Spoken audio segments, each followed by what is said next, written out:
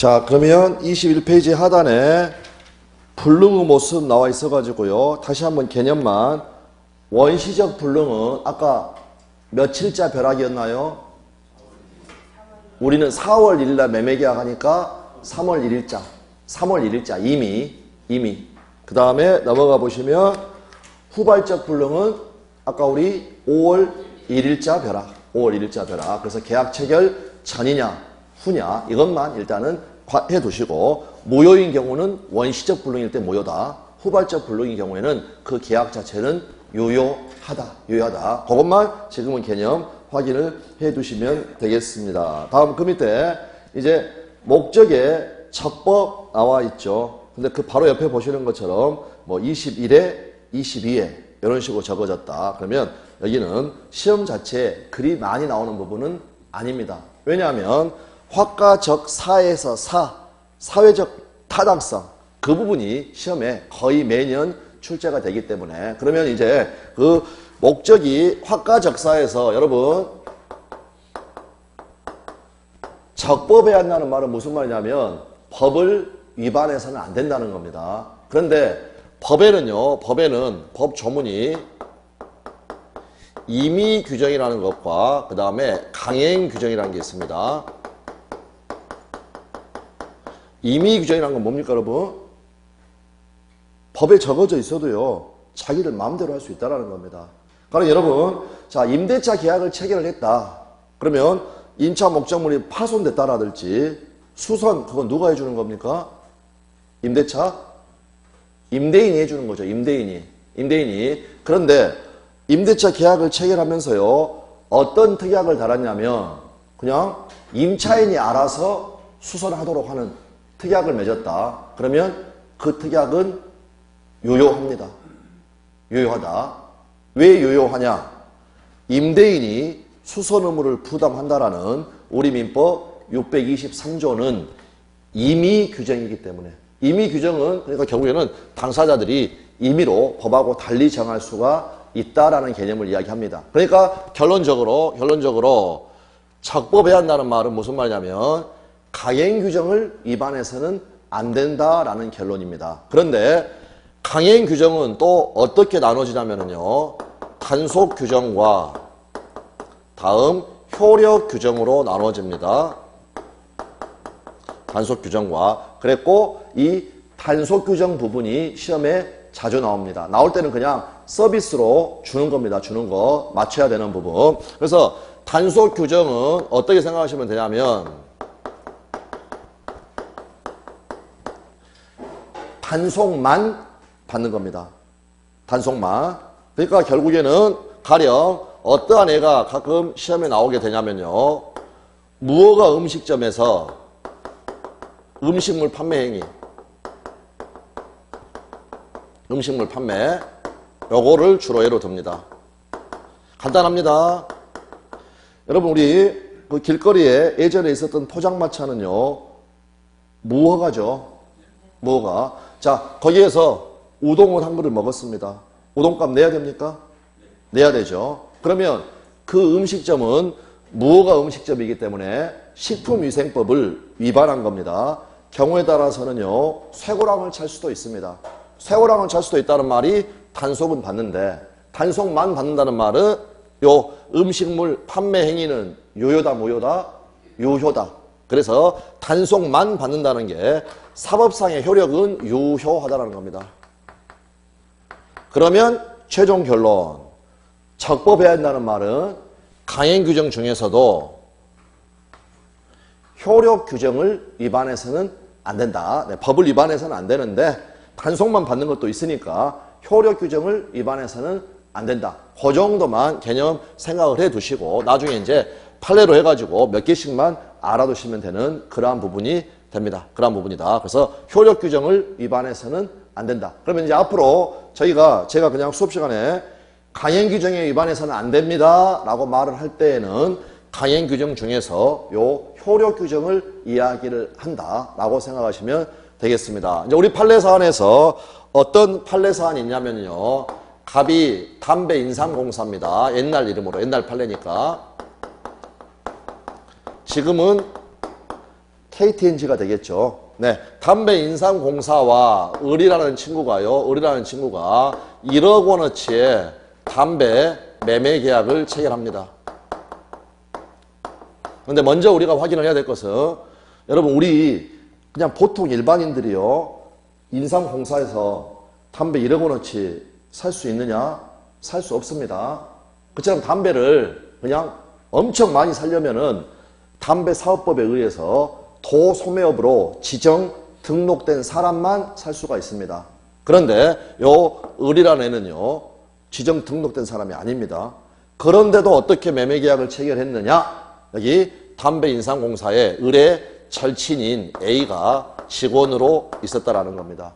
그 자격이 없는데도 이 녀석이요. 서류 같은 걸 꾸며가지고 있는 것처럼 해가지고 담배 매매계약을 체결을 한 겁니다. 그래서 이제 을은요. 담배값 1억 원을 담배인상공사로 쐈습니다. 그리고 담배 받은 날만 생각을 하면서 꿈에 부풀어 있죠. 왜 이렇게 담배를 지금 1억 원어치 샀겠습니까? 담배값이 인상된다는 내부 정보까지 지금 얻은 거죠. 그러니까 우리 지금 요 한 1, 2년 됐나요? 담배값 뭐 한 2,000원에서 4,500원 2배 정도 올랐다면은요. 그냥 이거 1억 원치 사가지고요. 바로 그냥 1억 원 정도 이득을 볼 수 있는 그런 상황이다라는 겁니다. 그런데 이 녀석이 꼴통이어가지고요. 이런 사고만 친 게 아니라 다른 사고도 칩니다. 그래서 결국에는 이제 감사가 떴고요. 감사가 떠가지고 물론 자금 횡령이었는데 하다가 보니까 요 건까지 걸려든 겁니다. 걸려든 거. 그러니까 결국에는 담배인상공사에서 을한테요. 1억 원어치 담배 준다 안 준다? 안 준다라는 겁니다. 담배값을 안 주니까 을이 담배인상공사를 상대로 담배값 주세요 라고 담배값 반환해 주세요 라고 소송을 제기를 한 겁니다. 그러면 일단 이 담배 매매 계약은요. 강행규정 위반으로 무효입니다. 어떤 강행규정이냐? 담배사업법 위반으로 무효다. 그럼 여기서 이제 우리가 무효의 일반적 효과 또는 무효의 의미가 무엇인가 이거를 확인하시면 된다는 겁니다. 지금 여기에서는 담배값을 지급을 했죠. 근데 담배값을 아직 지급하지 않았다고 가정을 해보고 그러면 무효니까 갑은 을에게 담배의 소유권을 이전할 의무도 없고 을은 1억 원을 지급할 의무도 없죠. 그러니까 무효의 의미는 이행하기 전이면 어떻다는 겁니까? 의무가 없으니까 이행할 필요가 없다라는 결론이 나옵니다. 이행할 필요가 없다라는 결론이 나온다. 그런데 지금 여기에서는 무효인 매매 계약인데 1억 원을 이미 쌌죠. 그러면 이 무효인 계약에 따라서 이행을 해버렸다. 이때는 어떻게 처리하면 되겠습니까? 이행할 필요가 없는데 줄 필요가 없는데 줬다.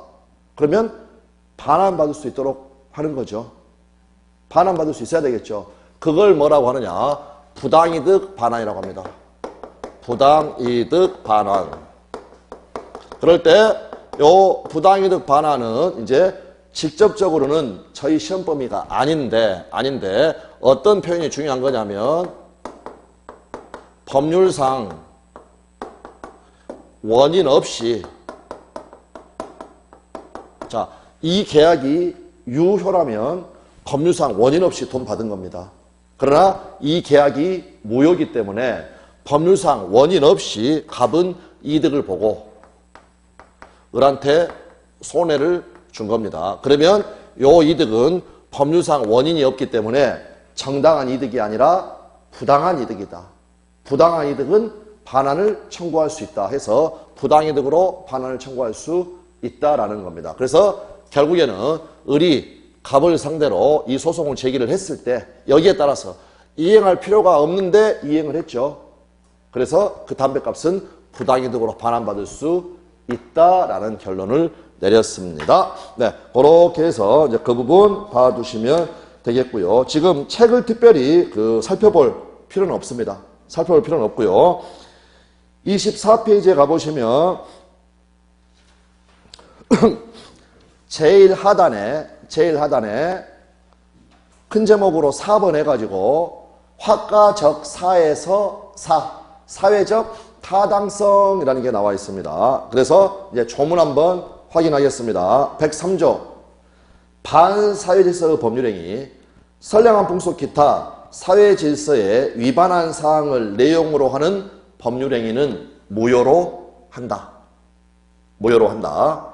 네, 이렇게 해서 103조 조문을 두고 있습니다. 자, 그러면 먼저 한 가지만 지금 여기서 말했던 강행 규정하고 여기 나와 있는 103조 이거하고는 어떤 관계가 있는가? 그냥 간단합니다.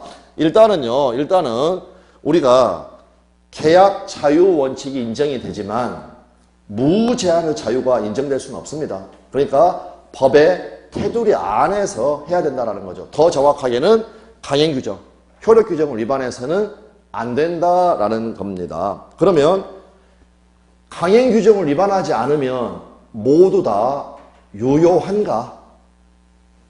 라는 부분이 문제가 될 수가 있습니다. 무슨 말이냐면, 자, 여러분, 저희 작년인가요? 작년 말인가요? 총가요? 저도 정확한 개념이 없어가지고, 뭡니까? 그게 비트코인입니까? 예. 그것 때문에 지금 문제가 발생해가지고, 이거를 금지시켜야 되느냐? 금지시키지? 어떻게 해야 될 것이냐? 논의가 상당히 있었죠.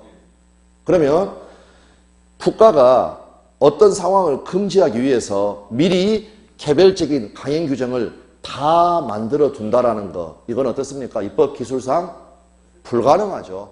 불가능하다. 그래서 그걸 대비하기 위해서 만들어 놓은 조문이 바로 103조입니다. 강행 규정이 다 미리 규율하지 못할 것, 이거를 대비하기 위해서 만들어 놓은 게 바로 103조. 그래서 저는 103조를 그냥 가장 간단하게 얘의 기능은 뭐냐? 당사자가 원하는 효과가 발생하기 위한 최후의 관문이다. 최후의 관문. 여기까지 통과를 해야 된다는 겁니다. 그러니까 다시 한번 금지하는 강행 규정 자체가 없다라면 강행 규정을 위반했다라는 말은 나올 수가 없겠죠. 그러나 바로 유효가 되는 것이 아니라 최후 관문인 여기 사회질서를 위반하지 않아야 확가적사 여기까지 통과가 되어야 된다는 겁니다. 돼야 된다. 그러니까 여기 사회질서를 위반하는 대표적인 행위가 뭐냐면요. 정의관념에 반하는 행위입니다. 정의관념에 반하는 행위. 정의관념에 반하는 행위의 대표적인 게 뭐냐면 범죄를 내용으로 하거나 범죄를 조장, 유발하는 거. 자, 그러면 가령 극단적으로요. 갑하고 을하고요. 자, 을이 갑에게 1억 원을 지급하기로 했습니다. 약속했다. 다음 갑은 뭐라고 했느냐?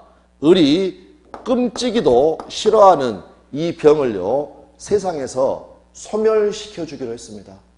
그럼 결국에는 갑은 뭘 한다고 하는 겁니까? 청부 살인을 한다고 하는 거죠. 이걸 자주 예로 듭니다. 그러면 자, 청부 살인을 금지하는 강행 규정이 여러분 있을 것 같습니까? 없습니다. 너무나 당연하고 우리가 지켜야 되는 거기 때문에 별도로 개별 규정이 마련된 것은 없다. 규정이 없으니까 강행 규정을 위반했다라는 말은 있을 수가 없죠. 그렇다고 해서 이 계약을 유효라고 할 수 없다는 건 너무나 우리가 잘 알 수가 있죠. 그럴 때 최후의 관문으로서 이 행위는 사회의 질서를 위반하는 행위다. 질서를 위반하는 행위다. 그러니까 결국에 유효다, 무효다, 무효다라는 결론이 된다는 겁니다. 그래서 여기에 이제 사회질서 위반에서 또는 사회적 타당성 여기에 없어서 무효다라고 된다는 거. 그러면 사회질서 위반이냐 아니냐에 따라 대해서는요. 아주 판례들이 많습니다. 판례들이 많지만 그 내용들 하나하나가 뭐 아주 어렵느냐 그렇지 않습니다. 그냥 나중에 판례들 쭉 같이 이야기하면서 여러분들 스스로 이거 위반이다 아니다 확인하시면 전부 다 알 수 있는 그러한 부분들입니다. 그러니까 그 개념 정도만 알아두시면 됩니다. 자, 이제 그런데 이와 관련해 가지고요. 여기 무효의 의미와 관련해 가지고 이제 어떤 사건이 있었냐면요. 갑남하고 을여하고요. 증여계약을 체결을 합니다. 증여계약을. 그리고 을한테 등기까지 넘겨줍니다. 아파트 등기까지. 그런데 여기에 어떤 조건이 붙었냐면요. 아파트를 너한테 주기는 주는데 지금 둘간이 불륜관계입니다. 그러니까 아내는 따로 있고 그래서 부채관계입니다. 부와 첩의 관계. 너와 나의 이 관계가 끝나게 되면 아파트 돌려줘라. 토해내라. 라는 조건을 붙였다는 겁니다. 그런 조건이 바로 불법, 사회질서 위반한 조건을 붙인 겁니다. 그러면 이 증여계약은 무효. 사회질서 위반되니까. 즉 윤리질서. 일부 일처제를 위반했으니까 요거는 무효라는 겁니다. 무효라는 거. 자, 그러면 여기서 무효. 방금 통상은 무효에서는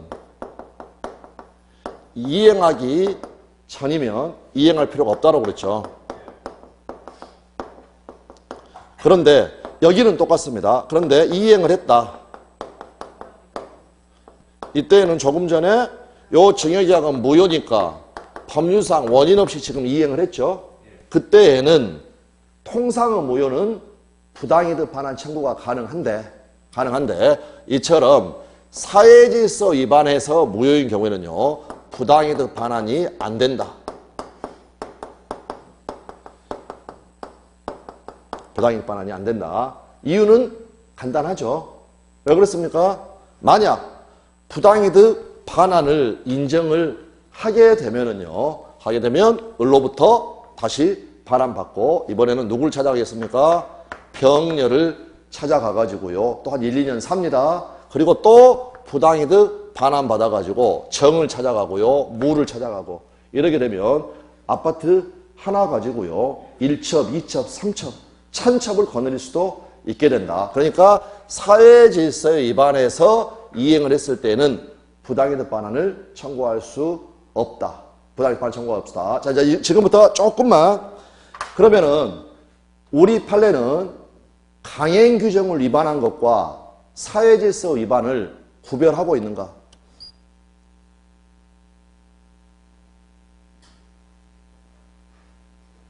지금 담배사업법이라는 강행 규정을 위반했죠. 근데 이 사안에서는 담배값을 반환을 받았죠. 반환을 받았다. 그런데 사회질서에 위반한 사안에서는 반환을 받는다 못 받는다? 못 받는다. 그러니까 결국 우리 판례는 강행 규정과 사회질서 위반을 구별하고 있다는 겁니다. 구별하고 있다. 그러면 어떻게 구별하느냐? 이거 이렇게 어렵게 쓸 필요도 없습니다. 구별하니까 자, 강행 규정 요거를 위반했다. 그러면 얘는 그냥 잡놈. 그런데 사회 질서를 위반했다. 그러면은 그냥 잡놈이 아니라 천하의 잡놈. 경우에 따라서는 어떤 판례도 있냐면요. 강행법규 위반이면서 사회질서 위반이기도 하다라는 판례도 있습니다. 자, 가령 변호사 자격증이 없는 사람이요. 소송에 끼어 들어가가지고 승소하게 되면 소송물의 일부를 나한테 달라라고 했더니 콜을 했다라는 겁니다.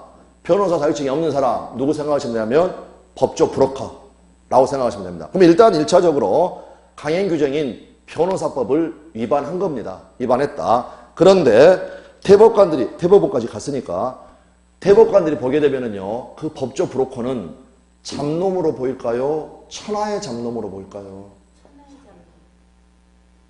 그 법조 브로커가 소송물의 일부를 승소해가지고 받는 걸 인정을 해버리면 나중에 대법관 그만두게 되면 변호사 해야 되는데 자기 밥그릇을 빼앗아 가겠죠. 그러니까 그 법조 브로커는 천하의 잡놈이기도 하다. 담배사업법이라는 강행 규정을 위반하기도 했지만 사회 질서에 위반하기도 했다라는 판단을 내렸다라는 겁니다. 네, 그래서 나중에 그 판례 보시면 되겠습니다. 자, 그러면은요, 이제 가장 중요한 것은 제가 아까 사회질서 위반이냐 아니냐는 것을 판례 그렇게 어렵지 않다고 그랬습니다. 그렇게 어렵지 않다. 그런데 그러면 만약 반환을 받았다면은요, 그거는 사회질서 위반이라는 건가요? 아니라는 건가요? 반환을 받았다면 예, 사회질서 위반은 아니라는 거죠. 그래서 그 각도에서 몇 개의 판례들을 바라보게 되면 판례들이 같이 정리가 된다라는 겁니다. 이제 어떤 판례가 있냐면 갑이요 범죄를 저질러 가지고 비자금을 조성합니다. 비자금. 그리고 이거를요 을에게 맡긴다. 그처럼 보관해달라는 거죠. 을 쓰라는 건 아니죠. 그거를 보관을 맡긴다 또는 보관을 위탁한다. 이러한 계약을 뭐라고 하느냐? 임치계약이라고 합니다. 임차가 아니라 보관을 맡기는 거. 임치. 자, 그래서 갑이요 요 비자금을 을에게 보관을 맡겼습니다. 다시요. 갑은 누구였냐면 전직 대통령이었습니다. 다음 요 을은요 그 대통령의 최측근이었습니다. 결론, 범죄행위로 조성된 비자금을 을에게 맡긴 것, 이거는 사회질서 위반일까 아닐까? 위반일까 아닐까? 대법관들은요 제 추측인데 요 사건이 터졌을 때 이미 결론은 나와 있었다. 제 생각에는. 무슨 말이냐면 이 을이라는 사람한테 가 있는 1,000억 원대의 요 돈, 이거는 갑한테 반환을 시켜야 그 다음에 어디로 가져갈 수 있냐면 국가로 가져갈 수가 있다. 국가로 가져갈 수가 있다. 그런데 만약 요 맡긴 게 사회질서 위반이라면 무효가 되는 거고, 사회질서 위반으로 무효인 경우에는요 이 돈을 돌려달라고 할 수 있나요 없나요? 없죠. 아까 이행하기 전이면 맡길 필요가 없는데 이행했을 때는 반환받을 수가 없다. 그러니까 이 경우에 있어서는 이미 결론이 나와 있는 겁니다. 결론이 나와. 반환시켜야 한다. 그래야 국가가 환수해 갈 수가 있다. 그래서 그 판례의 표현을 보면은요 이미 제가 어떤 표현을 보고 그런 말씀 드리는 거냐면, 범죄행위로 조성된 비자금을, 판례가 어떤 표현을 적어두냐면 소극적으로 임치하는 행위, 이런 표현까지 집어넣었다는 것은 이미 사회질서 위반이 아니다. 아니니까 반환시키겠다라는 결론이 나와 있다는 겁니다. 그러면 결국에는요 이제 우리가 담배 사재기 사건 사회질서 위반인가요 아닌가요? 아니죠. 담배값 받았으니까. 담배 받았으니까. 그러한 식으로 받았느냐 안 받았느냐 요걸 통해서 판례들을 정리할 수 있는 게 몇 개가 있기 때문에 다시 한번 정리. 통상의 무효는 이행하기 전이면 의무 자체가 없으니까 이행할 필요가 없습니다. 이행을 했다. 법률상 원인 없이 무효인 계약으로 이행을 한 거니까 정당한 이득이 아니라 부당한 이득이고, 그때는 부당이득 반환을 청구할 수가 있다. 그 대표 판례가 담배 사재기 사건. 그러나 사회 질서를 위반하는 경우에는 이행하기 전에는 똑같죠. 자, 그러니까 가령 갑남하고 을여하고요 너와 나가 헤어지면 돌려주기로 한다 라고 아파트 준다. 증여계약을 체결했다. 아직 등기는 안 해줬다. 그러면 이행하기 전이죠. 이행하기 전이다. 그러면 이행할 필요가 있다 없다? 없다. 그런데 줬다.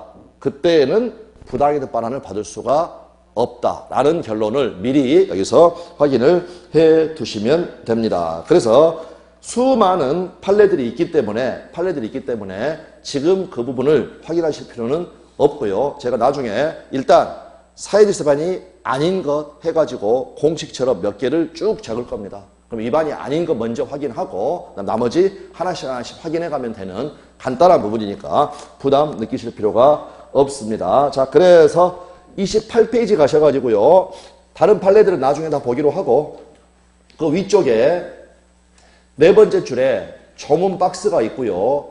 사회질서 위반의 효과 746조 불법 원인급여. 이 불법이 사회질서 위반하는 원인행위를 이야기합니다.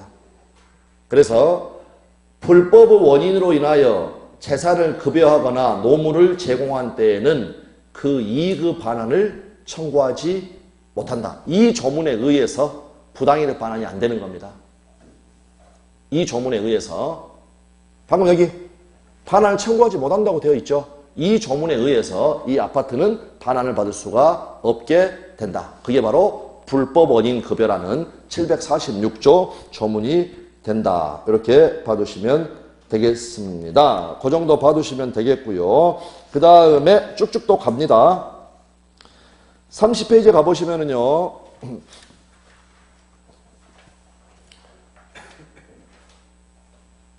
불공정한 법률행위 나와 있고요.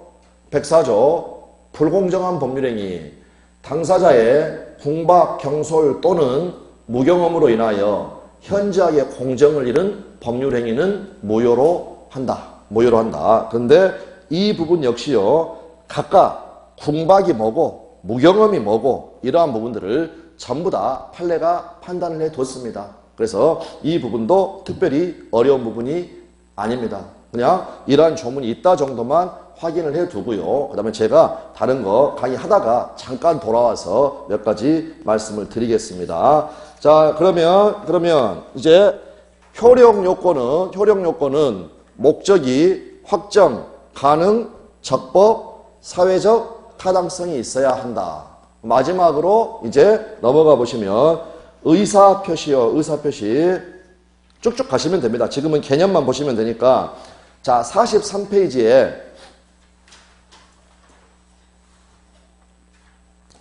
아까 우리 계약이 성립하려면 당목의, 당사자 목적, 의사표시가 존재하여야 한다.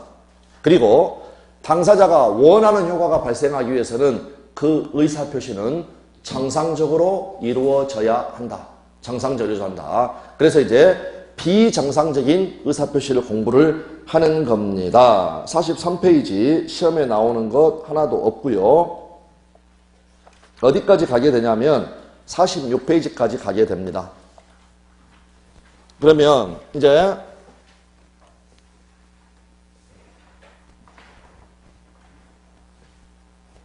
우리 다시 한 번만 그 시험 범위 한 번만 생각을 해보면 민법 총칙이 전부가 시험 범위가 아니라 법률 행위가 시험 범위고요.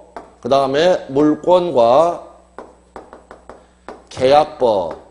그래서 계약법 총론과 그 다음에 이제 우리 실무와 밀접한 관련이 있는 매매, 교환, 임대차. 그러면 제가 매매, 교환, 임대차 이렇게 적었을 때 전부 다 계약자가 생략이 되어 있습니다. 매매 계약, 교환 계약, 임대차 계약. 그러면 얘들은 전부 다 법률 행위입니까? 우리가 법률 행위를 단독 행위와 계약으로 구별을 했죠. 계약. 그러니까 얘들은 전부 다 법률 행위입니다. 참고로 계약법을 가게 되면 법률 행위라는 단어는 전혀 나오지 않고요. 다음에 의사표시 이런 단어도 나오지 않습니다. 나오지 않는다. 자, 그러면 여기 민법 총칙은 공통적으로 적용되는 규칙이니까 요것들도 다 법률 행위니까 전부 다 공통적으로 적용된다. 그래서 지난번에 말씀드렸던 것처럼 총칙, 각칙을 만든 이유는 뭐라고 그랬나요? 총칙, 각칙을 만든 이유? 조문 하나로 여러 가지를 해결할 수 있다. 조문 하나로. 예를 들어서 건물이 멸실됐다. 그러면 소유권도 소멸합니다. 거기에 있는 저당권도 소멸한다. 그런데 예를 들어서 물권법 총칙에다가 목적물의 멸실은 물권의 공통의 소멸 사유다라고 한 번만 적어두면은요, 저당권, 소유권, 지상권 이런데 여러 번 적을 필요가 없죠. 적을 필요가 없습니다. 이것도 마찬가지입니다. 매매에서 한 번, 교환에서 한 번, 임대차에서 한 번, 여러 번 적으면 귀찮으니까 비록 우리 실생활과는 전혀 관련이 없는 거지만 법률행위라는 개념을 만들고, 다음 법률행위 속에는 뭐가 들어있나요? 반드시 들어있는 것? 우리 단독행위와 계약을 구별할 때 상대방 없는 단독행위는 동그라미 요거, 상대방 있는 단독행위는 요렇게, 계약은 요렇게. 얘들이 뭐였냐면 다 의사표시. 그래서 법률행위 속에는 그래서 다시 한번요. 요런 게 우리 실생활에서 쓰는 개념인데 공통적으로 적용하기 위해서 실생활과는 관련이 없는 법률행위라는 개념을 하나 만들고 다음 이들 각각의 공통점을 찾아보니까 전부 다 의사에 의해서 결정되고 표시된 의사대로 효과가 발생하더라 라고 해서 어떤 걸 만들었느냐 의사표시. 그러니까 결국에는 법률행위라는 개념, 의사표시라는 개념 이러한 개념들은요 한 방에 이러한 것들을 전부 다 해결하기 위해서 만든 도구 개념입니다. 도구 개념. 그러니까 이 개념 자체에 너무나 큰 의미를 두실 필요는 없다. 그래서 이제 가령 이런 일들이 발생할 수가 있습니다. 이런 일들이 발생할 수가 있다. 자, 이 경우 한번 생각해 봅니다. 일단 그 유형하고 상관없이 쭉 한번 자, 갑하고 을하고요. 갑하고 을하고 갑이 회사입니다. 그 다음에 을이 직원입니다. 그러면 회사하고 직원 간에는요. 고용계약이라는 게 있죠. 그래서 직원은 노무를 제공하고 일을 제공하고 회사는 거기에 대해서 보수를 지급을 하는 거 이게 고용계약입니다. 그런데 이제 회사의 지시에 의해서 이 직원이 일괄사표를 제출했습니다. 그러니까 대표적으로 어떤 경우가 있었냐면요. 지금은 여러분 대부분이 퇴직금은 어떻습니까? 1년 단위로 정산을 하죠.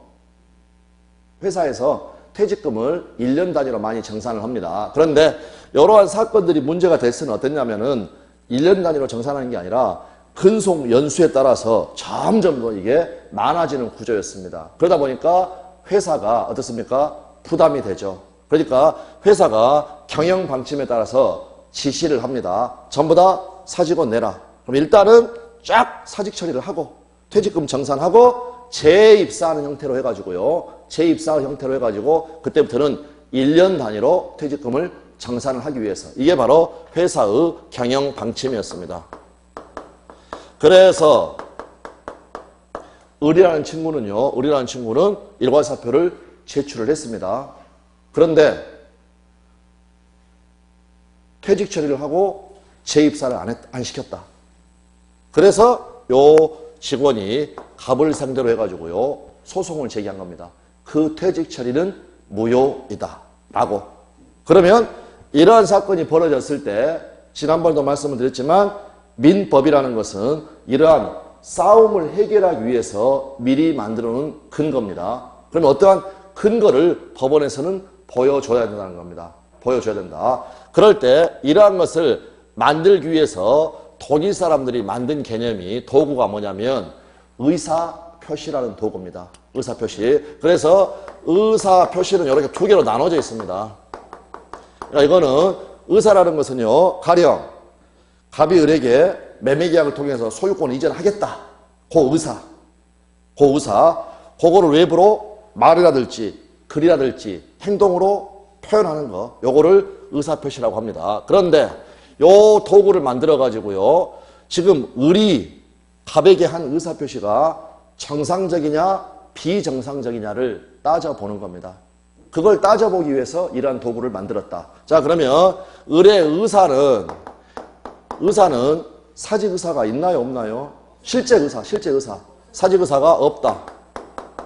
사직의사가 없다. 그러나 사직원은 제출했으니까 표시는 사직한다고 되어 있죠. 사직한다. 이처럼 의사와 표시가 다르다. 불일치하다. 그러니까 이거는 비정상적인 의사표시다 라고 이야기를 하는 겁니다. 그리고 이거를 어떻게 처리할 것인가. 이거는 법에 미리 다 기준이 마련이 되어 있겠죠. 마련이 되어 있다. 그래서 하나씩 보는 거 나중에 보기로 하고요. 자, 이거는 판례 사안은 아니고요. 이제 공정거래위원회의 그러한 사안인데요. 그러한 사안인데 갑이라는 전자회사가 자기 회사 소유의 컴퓨터 모니터 94인치를요. 그러니까 죄송합니다. 49인치짜리 요거를 100만 원에 팔겠다라고 해가지고 홈페이지에 팝업창을 올리는데 그 담당 직원이요. 실수를 해가지고 이게 94인치를 100만 원에 팔겠다. 라고 팝업창이 떴다는 겁니다. 팝업창이 뜨는 순간에요. 1분도 안 돼가지고 전부 다 품절이 됐습니다. 그러다니까 갑회사에서 좀 뻘쭘해하면서 우리 제품이 이 정도까지는 아닌데 1시간 만에 다 품절이 됐다. 도대체 무슨 일이지? 라고 봤더니 이렇게 돼 있다는 겁니다. 이렇게 돼 있다. 그러면 갑회사의 의사는 얼마짜리를 100만 원에? 49인치짜리를 100만 원에. 여기에 의사. 그런데 표시는 어떻게 되나요? 94인치짜리를 100만 원에 매도한다고 표시가 되었다. 그러면 이때는 이 의사와 표시는 불일치한다. 그러니까 정상적인 의사 표시는 아니다. 이거를 어떻게 처리할 것인가는 법에 이미 기준을 마련해 두고 있다. 다음요. 그럼 여러분, 자, 이건 어떨까요? 이거는 판례사는 아닌데, 가령 갑이 자기가 소유하는 물건이 있었고요. 이 물건을 가령 1억 원에 매도할 의사로 청약서를 작성을 하다가 타이핑을 잘못해가지고요. 동그라미 하나를 빼버렸습니다. 1,000만 원 받고. 그래서 1억에 매도하려고 하다가 타이핑을 잘못해서 동그라미 1,000만 원에 매도한다고 을에게 청약을 하였다. 그러다 보니까 을이 웬 떡이냐 하면서 콜했다라는 겁니다. 콜했다. 그러면 그때 이 매매 계약은 어떻게 처리할 것인가? 둘이 유사한 점은 있죠. 유사한 점은 있다. 그러면 이 매매 계약은요. 조금 전에 우리가 한번 읽어만 봤던 조문이 뭐였냐면 104조 조문에 불공정한 법률행위라는 게 있었습니다. 당사자의 공박경솔 또는 무경험으로 인하여 현저하게 공정을 잃은 법률행위는 무효로 한다. 라고 적어져 있다. 왜냐하면 1억짜리인데 요거 1,000만 원. 얘가 승낙을 1,000만 원을 했기 때문에 그러면 이거는 불공정한 법률행위로 무효일 수 있겠는가? 일단 굳이 따져본다면 갑이 상당히 경솔하게 청약을 했다라고 볼 수도 있겠죠. 자, 이거는 불공정한 법률행위로서 무효라고 할 수가 있겠는가?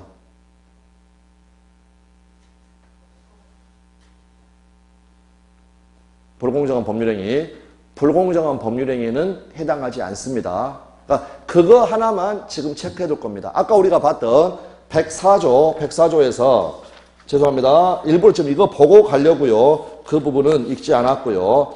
앞으로 가보시면 됩니다.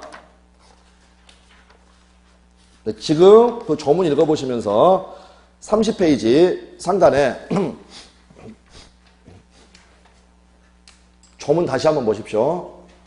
당사자의 궁박, 경솔 또는 무경험으로 인하여 현저하게 공정을 잃은 법률행위는 무효로 한다. 자, 지금 궁박, 무경험은 떠나고 이거 경솔에 해당할 수도 있습니다. 예, 그래서 갑의 지금 경솔에 의해서 요 매매계약이 체결되었는데 그리고 우리가 일반적으로 객관적으로 봐도요. 1억짜리를 지금 1,000만 원에 팔게 됐다. 그러면 불공정하다고 볼 수 있겠죠. 객관적으로. 그래도 이거는 불공정행위가 아니라는 겁니다. 그럼 이것만 지금 하나 기억해 두십시오. 자, 당사자의 공박경솔 또는 무경험으로 인하여 이렇게 되어 있죠. 무경험으로 인하여. 그 부분을 우리 대법원 판례가 어떻게 해석을 하냐면 얘가 가령 경솔했다. 그러면 일단은 을이요. 갑이 경솔했다는 걸 일단 알아야 됩니다. 알아야 된다. 또 알았다고만 해서 불공정한 법률행위가 아닙니다. 어떻게 되냐? 얘가 경솔했다는 것을 알고 플러스 이렇게 해석을 하는 겁니다. 그냥 조문에는 무경험으로 인하여 현저하게 공정을 잃었다라고 되어 있는데 우리 판례는 그걸 어떻게 해석한다? 얘가 그런 상태에 있었다는 것을 알았어야 되고 알았을 뿐만이 아니라 뭐까지 있어야 된다? 이용하려고 했어야 된다. 그럼 이 사안은 보면 을이 지금 갑의 이러한 경솔함을 이용했나요? 우리 사안에서는 아니죠. 팝업창에 뜨니까 어른 그냥 이게 웬 떡이냐라고 하면서 좋아라고 산 거죠. 그러니까 이거는 이용한 것 아니다. 이용한 게 아니다. 그래서 지금 여기에서는 불공정한 법률행위 해가지고요. 이제 하나만 확인하겠습니다. 31페이지로 가셔가지고 밑에서부터 네 번째 줄에 보시면 3번 입증 책임이 있고 바로 그 위에 또 네 줄 올라가면 작은 동그라미 하면 2번에 어떤 단어 보입니까? 폭리자의 폭리의사. 이것만 한번 읽어보겠습니다. 폭리자가 피해자에게 위와 같은 사정이 있음을 알고서 이를 이용하려는 의사, 즉 폭리행위의 악의가 있어야만 비로소 불공정행위가 성립한다. 그래서 이것만 지금 하나 체크를 해 두시면 되겠습니다. 네, 그렇게 말씀을 드리고요. 그래서 결국 이제 이때는 어떻게 처리를 할 것인가 라는 문제가 됩니다. 자, 그러면 이 경우에도요. 갑이 의사는 1억이었죠. 의사는. 다음 여기 표시는 1,000만 원으로 됐고 의사와 표시는 일치한다, 불일치한다? 불일치한다. 그러면 이때 이거는 비정상적인 의사표시다 라고 부른다라는 겁니다. 자, 다음요. 어떤 판례 사안이 있었냐면요. 좀 오래된 판례인데 유명한 판례입니다. 갑이 대형 백화점입니다. 다음에 광고를 합니다. 밍크코트. 뭐 지금이야 가격이 아주 비싸겠지만 그때 당시에 밍크코트 자 200만 원짜리를 100만 원으로 50% 세일한다. 라고 해가지고 광고를 했고요. 그 광고를 본 고객들이 구름처럼 몰려들었고 그 다음에 반나절도 안 돼서 그냥 다 동이 났습니다. 매매계약이 체결이 되었다. 그래서 을이 지금 이걸 보고 100만 원에 매수하겠다는 의사표시를 한 거죠. 의사표시했다. 그런데 문제가 뭐였냐면 이 밍크코트의 원래 정가가 100만 원입니다. 원래 100만 원짜리. 근데 어떻게 광고를 했느냐? 200짜리인데 100만 원으로 50% 세일한다 라고 광고를 했다. 확인되셨나요? 자, 그러면 변칙 세일. 대형 백화점 변칙 세일 사건. 그러면 을의 의사표시는 정상적으로 이루어진 겁니까? 자, 그런데 일단은 을의 의사는 얼마의 매수할 의사입니까? 100만 원. 그 다음에 얼마에 매수한다고 표시되었습니까? 100만 원. 그러면 이때는 지금 의사와 표시는 어떻습니까? 일치하죠. 일치합니다. 일치하니까 정상적인 의사표시다? 아니다. 그러니까 먼저 확인할 것은 의사와 표시가 불일치한 것 이거는 비정상적인 의사표시인데 일치하는 경우에도 어떻습니까? 비정상적인 경우가 있다라는 겁니다. 있다. 만약 을이란 애가 100만 원짜리 100만 원에 판다는 걸 알았다면 이러한 결정을 하지 않았을 수도 있죠. 그러니까 결국 의사결정의 자유가 제한된 상태에서 왜 제한됐느냐? 얘가 속였기 때문에. 그래서 결국 의사와 표시의 불일치는 없지만 속아서 의사표시를 했기 때문에 비정상적인 의사표시다라고 부릅니다. 자, 그래서 전부를 적지를 않았으니까 이걸 뭐라고 하느냐? 사기라고 합니다. 사기에 의한 의사표시. 그 다음에 이러한 걸 뭐라고 하느냐? 착오라고 합니다. 착오 중에서 지금 이 두 개의 유형은 표시상의 착오입니다. 표시상의 착오. 타이핑은 잘못한 거. 네, 그래서 이거는 착오에 해당을 하겠고요. 그 다음에 지금 이제 이 경우에 이 직원이 일괄사표를 제출을 하는데 사직 의사는 없죠. 그러면 자기 스스로 사직 의사 없는데도 사직한다라고 하는 거, 표시하는 거, 의사와 표시가 다르다는 걸 스스로 지금 알고 있나요? 한번 느껴보십시오, 여러분. 사직의사 없는데도 내가 사직서를 제출하고 있다라는 거, 그거를 스스로 인식하고 있는가? 인식하고 있죠. 네, 그래서 요 부분은 의사와 표시는 불일치하는데 그 불일치를 을 스스로가 알고 있다? 알고 있다. 그래서 여기는 핵심 키워드가 일단은 알고 한 게 차이가 있고요. 다음 이쪽에 착오라고 불렀던 것은 갑이요. 이처럼 의사와 표시가 불일치한다는 것을 스스로 알고 있나요? 모르고 있나요?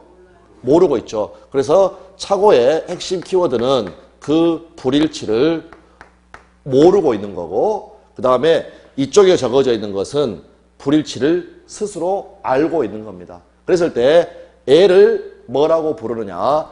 진이 아닌 의사표시. 진이 아닌 의사표시. 다음 줄여서 아니니까 B자를 쓰고 비진의 표시. 이렇게 부른다라는 거. 불일치를 알고 있는 거. 이거를 진이 아닌 의사표시. 그런데요. 유감스럽게도 요 개념 자체가 상당히 조금 만만치가 않습니다. 만만치가 않다.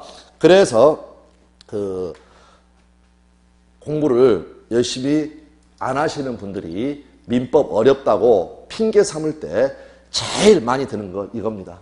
왜냐하면 조금 전에 뭐 사회질서 위반이라든지 그 다음에 불공정한 법률행위라든지 불공정한 법률행위도 저희가 지금 내용을 제가 말씀을 안 드려서 그렇지 실제 내용을 보게 되면 그렇게 어렵지 않습니다. 어렵지 않다.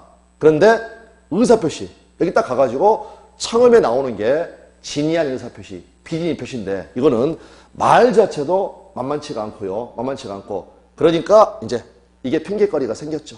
그래서 진이한 의사표시 너무 어렵다. 도대체 이 말이 무슨 말인지도 모르겠다. 그럼 그때마다 제가 말씀드립니다. 이게 무슨 말인가 말로 하려고 하지 마시고 요 상황을 생각을 해라. 결국 사직의사가 있다 없다? 없다. 사직의사 없이 사직서를 제출한 거. 이게 바로 전형적인 비진의 표시입니다. 비진의 표시. 물론 이거는 판례 사안이고요. 그래서 결국 다시요. 비진의 표시는 사직의사의 대표적인 사직의사 없이 사직원 제출, 사직서 제출. 그러면 여기서 요 의사하고 똑같은 겁니다. 그래서 다시요. 진이 아닌 의사표시를 읽으실 때는 초반에 어느 정도 익숙해질 때까지는요. 아닌을 없는 진의가 없는 그래서 여기를 없는으로 읽어주시고 다음 진이라는 것은 실제 의사 또는 내심의 효과의사 다양하게 표현이 됩니다. 효과의사 또는 법적 효과의사. 근데 이거를 막 일부러 외우려고 할 필요는 없습니다. 그냥 실제 의사, 내심의 효과의사. 네, 그 정도만 알아두시면 됩니다. 다시요. 비진의 표시는 의사와 표시는 불일치고 그거를 의사 표시하는 사람이 어떻습니까? 스스로 인식하고 있다. 알고 있다. 그 다음에 착오는 이처럼 불일치한데 모르고 있다. 다음 여기 대형 백화점 변칙 세일 사건 요거는 일치는 한다. 다만 의사결정 과정에 이러한 사기라는 위법한 간섭이 있어가지고 위법한 간섭 요게 있어서 자유롭지 못하게 속아서 의사표시를 하였다. 물론 몇 개가 지금 빠져 있는 것도 있습니다. 그런데 지금은 일단은 요 개념. 그래서 마지막이요. 독일 사람들이 만든 의사표시라는 개념이 도구로서 아주 뛰어난 활약을 하는 게 바로 이처럼 불일치하는 경우들 이 도구를 가지고 보니까 얘들은 비정상적이다 라고 해놓고 어떻게 처리하는가는 조금 이따 하나씩 더 보면서 이제 그 조문들 보면서 그 효과를 보도록 하겠습니다. 잠깐 쉬겠습니다.